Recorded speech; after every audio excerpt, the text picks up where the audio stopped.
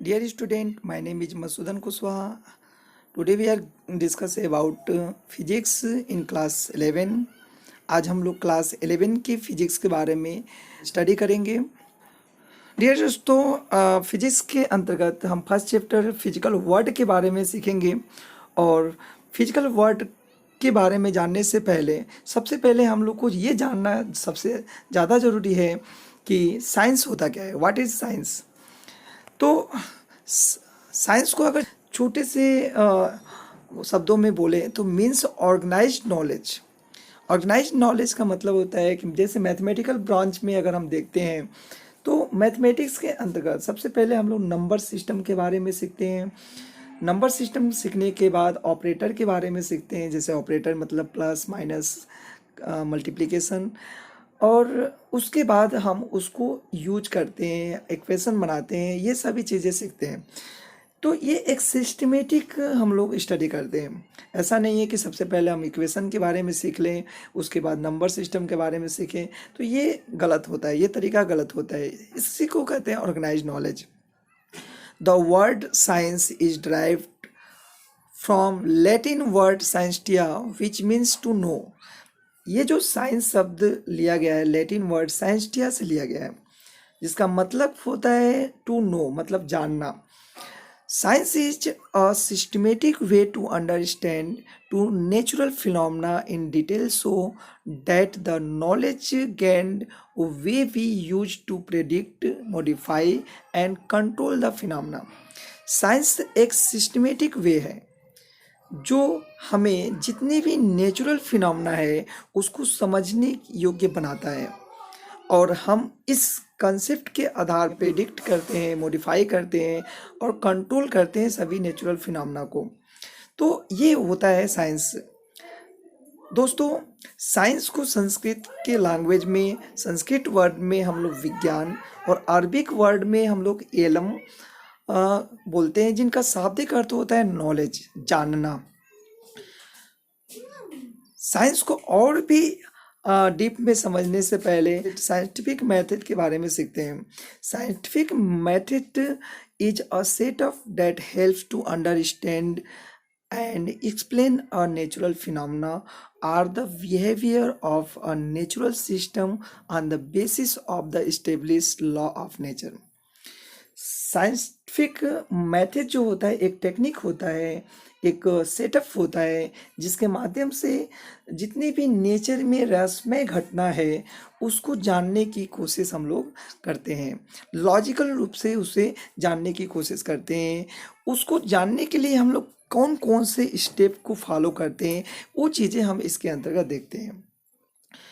The scientific method which involve several interconnected steps, जो कुछ steps हैं जिसको फॉलो कर हम जितने भी प्राकृतिक की रहस्य के बारे में देखते हैं वो चीज़ें हम लोग उजागर करते हैं।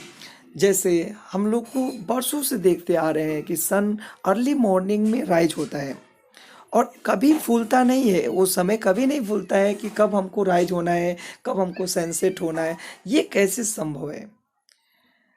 और भी हम लोग घटनाएं देखते हैं, जैसे नदी में बहाव ईस्ट टू वेस्ट हो रहा है या वेस्ट टू ईस्ट हो रहा है, ये सभी चीज़ें हम लोग देखने को मिलता है। तो ये रहस्य कैसे है, ये कैसे फ्लो हो रहा है, सभी चीज़ें कैसे हमारे सामने क्रिएट कर रहे हैं, जैसे रेनबो का बनना, ये कैसा रहस्य है, इसको हम लोग को जानने की कोशिश करने की आवश्यकता होती है।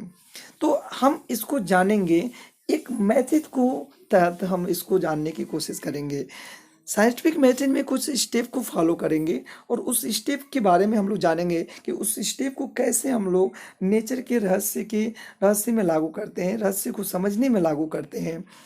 जैसे सिस्टमेटिक ऑब्जर्वेशन। दोस्तों, जैसा कि हमने बचपन में कोई भी चीज़ें सीखा है, चाहे अब भी सीखते हैं, चीज़ों को ऑब्जर्व करते हैं, अर्थात देखते हैं, ऑब्जर्व करते हैं, एनालिसिस करते हैं, तब उसके बारे में हम लोग को समझ में आता है। इसी तरह साइंस में जितने भी हमारे पास नेचर के जो क्रिएटिव फिनोमेना है वो चीज़ें हम लोग देखते हैं, रहस्यमय घटनाओं को देखते हैं और उसको हम ऑब्जर्व करने की कोशिश करते हैं। अगर बात करते हैं कि जैसे हमने नदी में देखा कि पानी का फ्लो ईस्ट टू वेस्ट हो रहा है, तो जैसा कि आपको बता रहे हैं, हम उस घटना को फिर अपने माध्यम से समझने की कोशिश करेंगे। उसके लिए हम लोग एक और स्टेप फॉलो करते हैं, कंट्रोल एक्सपेरिमेंट। कंट्रोल एक्सपेरिमेंट का मतलब होता है जो घटनाएं हम देखते हैं, ऑब्जर्व करते हैं, एनालिसिस करते हैं, उसको अपने लेबोरेटरी में लाकर फिर उसी घटना को फिर से हम लोग अपने अनुसार एनालिसिस करते हैं। उससे हम लोग कंट्रोल एक्सपेरिमेंट करते हैं। जैसे देखिए, अगर एक हम टैंक ले लेते हैं और इस टैंक में हम वाटर रख देते हैं, और वाटर रखने के बाद अगर हम यहाँ पे इस पोर्शन में वाटर को गिराते हैं तो क्या होगा, पानी का फ्लो इधर की तरफ होता है, पानी ऊपर से नीचे की तरफ होता है, बहता है। इसका मतलब ये होता है, अगर ग्राउंड लेवल से बात करते हैं तो इसमें एक कारक होता है, हाइट का अंतर होता है। तो ये हाइट का अंतर हमको देखने को मिलता है। तो इसका एक निष्कर्ष निकल के आता है कि अगर हाइट डिफरेंट होगा तो पानी का फ्लो हायर हाइट से लोअर हाइट की तरफ होता है। तो इस तरह की घटनाएं हम लोग ने देखा, घटना को समझा और उसको लेबोरेटरी में प्रयास किया।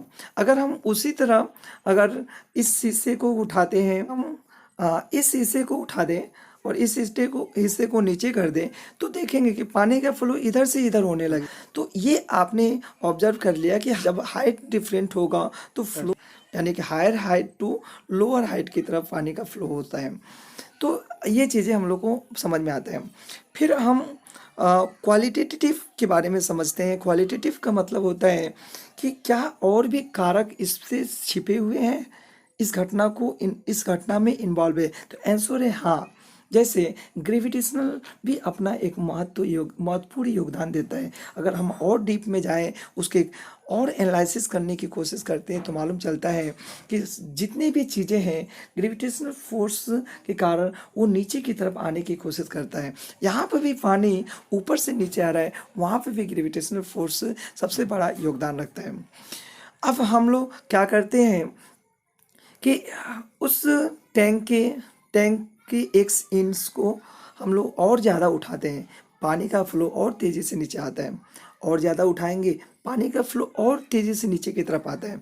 इसका मतलब होता है कि जितना हाइट हम इंक्रीज करते जाएंगे उतनी तेज़ी से पानी का स्पीड हमारा इंक्रीज होता जाता है। तो ये एक मैथमेटिकल कॉन्सेप्ट हमारे सामने देखने को मिलता है। अगर हम बात करते हैं, एक छोटा सा बात करें, एक हमारे पास एक बॉल है, बॉल पे यदि हम एफ फोर्स लागू करते हैं तो क्या देखने को मिलता है, ये स्मॉल ए से की तरफ मोशन करता है। अगर हम 1 kg मास रखें यहाँ पे, अगर हम 10 kg पर मास पर फिर उतना ही फोर्स लागू करें तो हम देखते हैं कि एक्सेलरेशन उसका कम हो जाता है। तो मास आपने इंक्रीज किया, एक्सेलरेशन भी कम हो गया, फोर्स उतना ही ले, यानी कि मास ज़्यादा इंक्रीज होगा, उतना ही एक्सेलरेशन करने के लिए हमको फोर्स भी ज़्यादा लगाना पड़ेगा। तो इस तरह से हम लोग एक कंसेप्ट देखते हैं कि फोर्स जो है एक्सेलरेशन पे डिपेंड करता है, अर्थात डायरेक्टली प्रोपोर्शनल टू एक्सेलरेशन होता है of body, acceleration of body. तो ये चीज़ें हमारे पास निकल के आता है। ये हमने क्या किया, एक चीज़ को दूसरे चीज़ों से रिलेट किया, इसको हम लोग क्वांटिटेटिव रीजनिंग कहते हैं। अर्थात रीजन के साथ हमने एक कंसेप्ट को दूसरे कंसेप्ट के साथ हमने उसको रिलेट कर दिया। अब रिलेट करने के बाद हमारे पास एक नया कंसेप्ट आता है, हम उसको फार्मूले में कन्वर्ट कर देते हैं। और फार्मूले में कन्वर्ट करने के लिए हम लोग एक कंसेप्ट लेके आते हैं, F = m × a। ये हमारे पास फोर्स का फार्मूला हो जाता है। अब हम एक एक क्वांटिटी को कांस्टेंट रखते हैं और रखने के बाद एक दूसरे से क्या करते हैं, हम लोग रिलेट करते हैं। अगर हम मास को कांस्टेंट माने तो एक्सेलरेशन ज़्यादा करने के लिए हमें फोर्स ज़्यादा लगाना पड़ेगा, अगर एक्सेलरेशन कम होगा तो फोर्स कम लगाना पड़ेगा। अगर हम बात करते हैं एक्सेलरेशन को कांस्टेंट करें तो मास अगर ज़्यादा है, मास ज़्यादा है तो ज़्यादा फोर्स लगाना पड़ेगा उतने एक्सेलरेशन के लिए, मास कम है तो कम फोर्स लगाना। यह हमारा क्वांटिटेटिव रीजनिंग होता है और जो फार्मूला हमने दिया वो हमारा मैथमेटिकल मॉडलिंग होता है। अब हमने मैथमेटिकल मॉडलिंग कर लिया, अब हम प्रिडिक्शन करते हैं। जो हमने फार्मूला बनाया, उस फार्मूले की बेसिस पे नेचर की जो इवेंट है उसको हम लोग प्रिडिक्ट करते हैं। जैसे मान लीजिए कि हम कहें कि देवरिया से अगर कोई ट्रेन जो है दिल्ली के लिए प्रस्थान कर रही है, दिल्ली जाना चाह रही है, तो अगर मान लीजिए 12 बजे से हमने देवरिया से एक ट्रेन को स्टार्ट किया, तो उसमें क्या हुआ कि दिल्ली जो है 18 घंटे में पहुंच जाएगी। हमने पूर्वानुमान कर लिया, प्रिडिक्शन कर लिया कि वो दिल्ली 18 घंटे में पहुंच जाएगा। नेक्स्ट 18 घंटे में पहुंचता है, ये प्रिडिक्शन हम कैसे करते हैं? क्योंकि हमको पता है कि ट्रेन का जो है वेलोसिटी क्या है, हमको पता है डिस्टेंस क्या है। हम डिस्टेंस और वेलोसिटी के आधार पर टाइम पीरियड निकाल लेते हैं। तो ये चीज़ें होता है प्रिडिक्शन करना। अगर हमने मैथमेटिकल मॉड्यूल तैयार कर दिया तो हमको आसानी से प्रिडिक्शन करना भी आसान हो जाता है। अब हमको सबसे मोस्ट इम्पॉर्टेंट टॉपिक आता है, last topic, verification and फाल्सिफिकेशन। Verification and फाल्सिफिकेशन, जो चीज़ें हमने कंसेप्ट बनाया, जो लॉ बनाया हमने नेचर को स्टडी करके, तो क्या वो वेरीफाइड है या गलत है, वो हमको देखना होता है। मान लीजिए कि अगर हम बात करते हैं कि आज के दिन चंद्रमा सन और पृथ्वी के बीच में आ गया, फिर हमने ये तय किया कि 4 मंथ 6 घंटे 33 मिनट 5 सेकेंड में वो फिर से आएगा। तो ये चीज़ें हमने प्रिडिक्ट किया, ये हमने प्रिडिक्शन कर लिया कि ये चीज़ें होगा। अब हम क्या करते, 4 मंथ 6 घंटे 33 मिनट 5 सेकेंड इंतज़ार करते हैं, और इंतज़ार करने के बाद अगर ये घटना हमको देखने को मिलती है तो हमारा जो कॉन्सेप्ट है वो वेरीफाइड है, अन्यथा वेरीफाइड नहीं है, उसे हम फाल्सिफिकेशन कहेंगे। तो ये चीज़ें होता है कि नेचर की घटनाओं को इन स्टेप के माध्यम से हम लोग समझते हैं और उसके रहस्य के बारे में जानने की कोशिश करते हैं। यही हमारा साइंटिफिक मेथड होता है। चलिए आगे की तरफ मूव करते हैं। दोस्तों एक नोट हमारे सामने है, no theory of science can be declared as final theory because science is always dynamic. कोई भी थ्योरी, साइंस में अगर कोई भी थ्योरी की बात करते हैं, वो फाइनलाइज नहीं है, वो चेंज हो सकता है, समय के अनुसार चेंज हो सकता है। इसलिए हम लोग साइंस इज ऑलवेज डायनेमिक, अतः साइंस को हम लोग गतिशील मानते हैं। जैसे अगर बात करते हैं टॉलमी का, तो टॉलमी ने बताया था स्टार्टिंग में लगभग 2000 बिफोर सेंचुरी, उन्होंने बताया कि ऐसा है कि सभी यूनिवर्स का सेंटर अर्थ होता है। उन्होंने फिलॉसफी के माध्यम से बता दिया। फिलॉसफी और साइंस दोनों एक साथ चलने वाली चीज़ें हैं। कुछ लोग फिलॉसफी को मानते हैं, कुछ लोग साइंस को मानते हैं। फिलॉसफी में उन्होंने, टॉलमी ने बता दिया कि पूरे यूनिवर्स का सेंटर जो है अर्थ होता है। बाद में हमारे कॉपरनिकस, टाइको ब्राहे, गैलीलियो, ये सभी लोगों ने एनालिसिस किया और पाया कि नहीं, पूरे यूनिवर्स का सेंटर जो होता है सन होता है, और सन ही पूरे यूनिवर्स का सेंटर हम मानते हैं। तो ये चीज़ें हम लोग ने देखा, ये तुरंत घटना चीज़ें, तुरंत एनालिसिस करने की घटना नहीं, काफ़ी सालों बाद ये हमने उसको मॉडिफाई किया, प्रिडिक्शन उसको कंट्रोल किया, उस फिनोमेना को कंट्रोल किया, तब हमको एक शाब्दिक कॉन्सेप्ट हमको मिल के आया, नज़र आया। तो ये चीज़ें हम लोग ने देखा। फिजिक्स के बारे में हम लोग सीखेंगे। Physics, the word physics is derive from Greek word fuses which means nature. जो फिजिक्स वर्ड लिया गया है ग्रीक वर्ड फ्यूजिस से लिया गया है, और जिसका मतलब होता है नेचर, प्रकृति। देखो दोस्तों, ये पूरे यूनिवर्स में जो भी नेचर की इवेंट है, नेचर का जो घटनाएं हमारे सामने देखने को मिलता है, जो हम लोग लॉजिक बनाते हैं, जो कॉन्सेप्ट हम लोग बना देते हैं, जो लॉ बना देते हैं, नेचर की जो लॉ हम लोग देखते हैं, उस लॉ को समझना ही फिजिक्स होता है। नेचर ने जो लॉ गिवन, मतलब दिया है हमें, उस लॉ को ही समझ लेना ही फिजिक्स होता है। Physics is the study of basics law that govern and control the nature and natural phenomena. Physics एक बेसिक लॉ को स्टडी करना, अध्ययन करना ही होता है, जो पूरे यूनिवर्स या पूरे फिनोमेना को, नेचुरल फिनोमेना को कंट्रोल या बैलेंस करता है, गवर्न करता है।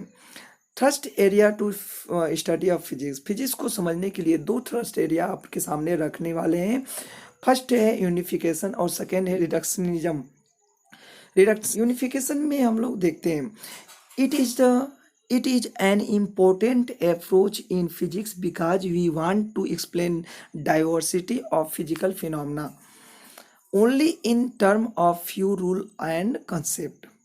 जो नेचर में बहुत बड़ी बड़ी घटनाएं हैं, बहुत ज़्यादा घटनाएं हैं, ऐसा नहीं है कि हम हर एक घटनाओं के लिए एक एक रूल बनाते चले।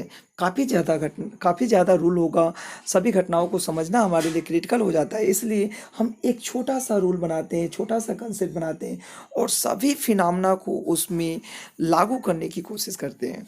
तो इसको हम लोग कहते हैं यूनिफिकेशन।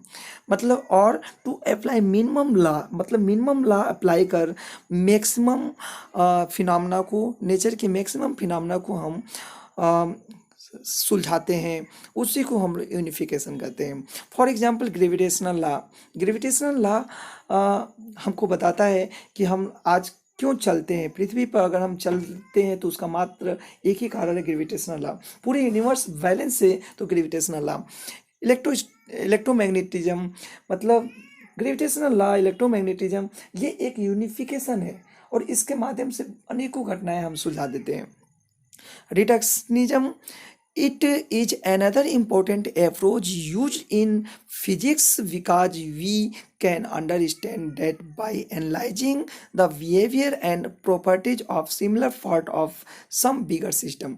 बड़े से बड़े घटनाओं को समझना होगा दोस्तों, बड़े से बड़े घटनाओं को यदि समझना होगा तो हम उसको छोटे छोटे कंसेप्ट में कन्वर्ट कर और उसके प्रॉपर्टीज, बिहेवियर के बारे में स्टडी कर लेते हैं। उसके बाद हमको बड़ी घटनाओं को समझना आसान हो जाता है। ये हमारा रिडक्शनिज्म होता है। तो we can predict the behavior and properties of bigger system also। अर्थात हम आसानी से बड़ी घटनाओं को समझ सकते हैं, उसको प्रिडिक्शन कर सकते हैं, मॉडिफाई कर सकते हैं, कंट्रोल कर सकते हैं। ये हमारा रिडक्शनिज्म होता है। Such kind of approach is called reductionism. For example, अगर काइनेटिक थ्योरी ऑफ गैसेज मतलब गैसों की काइनेटिक थ्योरी के बारे में अगर एक्सप्लेन करना होगा तो सबसे पहले दोस्तों टेम्परेचर, वॉल्यूम, प्रेशर, एनर्जी, इन सबकी कैरेक्टरिस्टिक्स के बारे में समझना होगा। तब हम आसानी से काइनेटिक थ्योरी ऑफ गैसेज यानी गैस के काइनेटिक थ्योरी के बारे में स्टडी कर पाएंगे। दोस्तों, फिजिक्स को समझने के लिए हमने दो थ्रस्ट एरिया रखा, यूनिफिकेशन और रिडक्शनिज्म। नेक्स्ट टॉपिक आपके पास आता है कि द स्कोप ऑफ फिजिक्स। देखिए, कोई भी चीज़ें हम पढ़ते हैं तो हम सबसे पहले जानने की कोशिश करते हैं उसका स्कोप क्या है। अगर हम कोई काम करें दोस्तों, अगर हम कोई काम करते हैं तो सबसे पहले हमारे सामने एक शब्द आता है कि उसका स्कोप क्या है। हम उस घटना उसको लेकर हमारे लाइफ में हम उसको क्या कर सकते हैं। तो ये स्कोप जानना जरूरी होता है कि जो हम फिजिक्स पढ़ने जा रहे हैं उसका स्कोप क्या है, कहाँ तक स्कोप है। ब्रॉडली बात करें तो we can divide physics into 3 domains of interest. मतलब 3 पार्टों में हम डिवाइड करते हैं इस घटनाओं को। बात करते हैं, देखिए थोड़ा सा नोट्स में हम आपके सामने कुछ रखे हैं। ये देखिए नोट्स में कि अगर हम सबसे मिनिमम पूरी यूनिवर्स में सबसे छोटा कोई पार्टिकल होगा, इलेक्ट्रॉन, जैसे इलेक्ट्रॉन है, उसका अगर मास की बात करते हैं तो 10⁻³ kg होता है मास। और पूरी यूनिवर्स का मास कितना होता है? 10⁻55 kg। ये छोटे, इतना छोटा और इतना बड़ा, जितनी भी चीज़ें हैं इनके बीच में, जितनी भी चीज़ें, उनको जान लेना ही फिजिक्स है। अगर लेंथ की बात करते हैं, सबसे छोटे पार्टिकल का लेंथ की बात करते हैं, डायमीटरल लेंथ की बात करते हैं तो 10⁻14 मीटर। और सबसे बड़े अगर यूनिवर्स का लेंथ हम जानने की कोशिश करें 10⁻26 मीटर। टाइम पीरियड की बात करते हैं, अगर छोटे पार्टिकल में कोई एक स्थान से दूसरे स्थान तक अगर हम टाइम निकालते हैं उनके बीच तो 10⁻22 सेकेंड हमें अप्रॉक्सीमेट लगता है। अगर हम यूनिवर्स सोलर की बात करते हैं, सन की लाइफ की बात करते हैं, सन की लाइफ कितने दिन तक होगा तो 10⁻18 सेकेंड तक होगा। ये चीज़ें हैं, ध्यान से समझेंगे, ये चीज़ें हमको बताता है कि कितना लाइफ है, कितना हमारा स्कोप है। इनके बीच में अनेकों चीज़ें होंगी, उनका टाइम होगा, उनका मास होगा, ये जानने की कोशिश करते हैं। ये तो छोटा सा टॉपिक है। अगर बड़े लेवल की बात करते हैं तो हमारा माइक्रोस्कोपिक स्टडी आता है, और छोटे लेवल की बात करते हैं तो माइक्रोस्कोपिक स्टडी आता है, और उनके बीच की बात करते हैं तो मेसोस्कोपिक स्टडी आता है। Microscopic level in microscopic phenomena are study in classical physics. Classical physics includes subject like mechanics, thermodynamics and optics etc. मतलब जो माइक्रोस्कोपिक लेवल में हम जानेंगे मैकेनिक्स, थर्मोडायनेमिक्स, ऑप्टिक्स, इलेक्ट्रोमैग्नेटिज्म, ये सभी चीज़ें हम लोग को जानने को मिलेगा। माइक्रोस्कोपिक की बात करते हैं, in microscopic domain we study about phenomena related to atom, molecule, nucleus and subatomic particle like electron, proton and neutron. अगर हम माइक्रोस्कोपिक लेवल की बात करते हैं, माइक्रोस्कोपिक में जानने की कोशिश करेंगे तो हम एटम के बारे में पढ़ते हैं, एटम के बारे में जानने की कोशिश करेंगे, प्रोटॉन, न्यूट्रॉन या मॉलिक्यूल, एटम्स, ये सभी चीज़ के बारे में जानने की कोशिश करते हैं। माइक्रोस्कोपिक में हम बात करते हैं तो फ्यू टेंस और हंड्रेड ऑफ एटम, उनके बारे में एनालिसिस करते हैं। तो ये चीज़ें था स्कोप ऑफ फिजिक्स। दोस्तों, आइंस्टीन ने भी कुछ शब्द हम लोग को साइंस से रिलेटेड, the most incomprehensible things about the universe is that it is comprehensible, मतलब कि यूनिवर्स में अबोध्य चीज़ें हैं परंतु ये बोधमय होगा, परंतु no number of experiment can prove me right. कोई भी साइंस कहता है कि बहुत से एक्सपेरिमेंट हमको प्रूव नहीं कर सकता है, but a single experience can be prove we wrong, मतलब एक छोटा सा एक्सपेरिमेंट भी हमको रॉन्ग कर सकता है। ये हमारे आइंस्टीन का कहना है।